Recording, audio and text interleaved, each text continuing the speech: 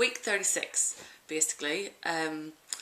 We were in a decision then about whether or not we should ask for a C-section or not. Now, having a C-section wasn't an issue first time round, because at that stage my understanding of C-sections were only for medical need, and they told me, wrongly, that my baby was quite small, or, well, wasn't overly big, so we just went ahead and it wasn't even a consideration.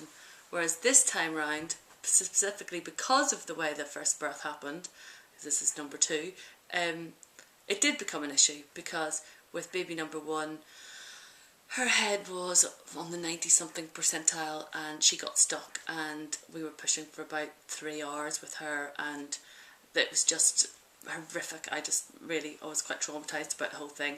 So this time round I thought, well, actually, maybe we should think about a C-section. Now, my understanding of C-sections are that the disadvantages were that one, it's a major operation, so you only really have it when you have complications. But then again, I know loads of people who had natural births and had really bad complications afterwards, so there was that to take into consideration. Second biggest thing is the recovery time. 6 weeks that you're not allowed to drive. We've got a toddler. Maybe it'd be better not to. But actually, I know people who have had natural births and really bad rips, and particularly when they're having big babies. So, and they're still recovering, maybe 3 or 4 years later, having operations for it. So that sort of seemed to balance it out a bit for me.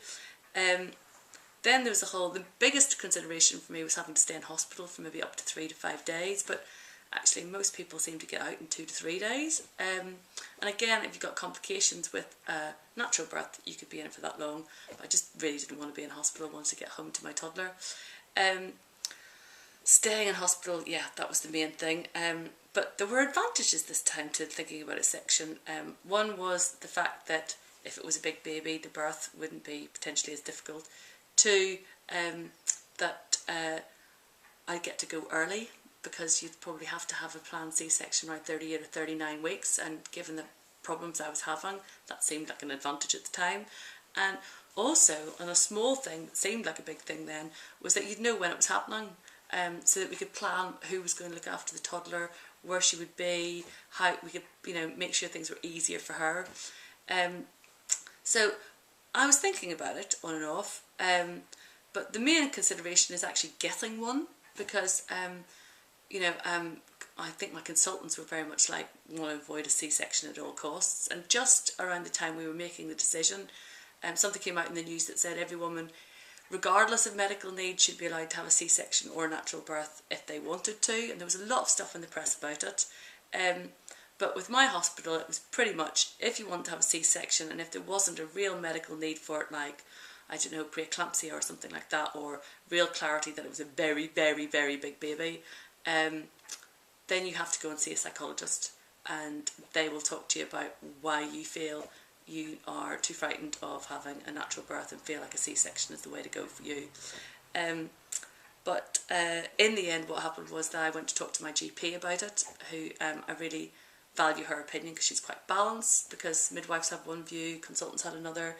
But my GP basically said to me, look, if you have a C-section, it's a medical, big operation, you could end up with scar tissue. It could complicate the problems I was having with my gut, which they thought were coming from complications of an appendectomy, having my appendix out. So pretty much we ruled out having a C-section. And was I happy about that? I think you were happy about it once you realised that to have it might cause you bowel problems for the rest of your life. Yeah, I think the other thing was that I was like, oh no, I'm definitely going to have a natural birth now. And my husband, who you can't see, is 6'8", and yeah, so I was terrified of just how big that head was going to be this time round. But it seemed that on balance, it was probably better to talk to the consultant, see if we could get a scan, late scan, and see how big that baby's head was going to be. And if it was really, really enormous, I wasn't going to take any risks and think about the section again, but we basically binned it.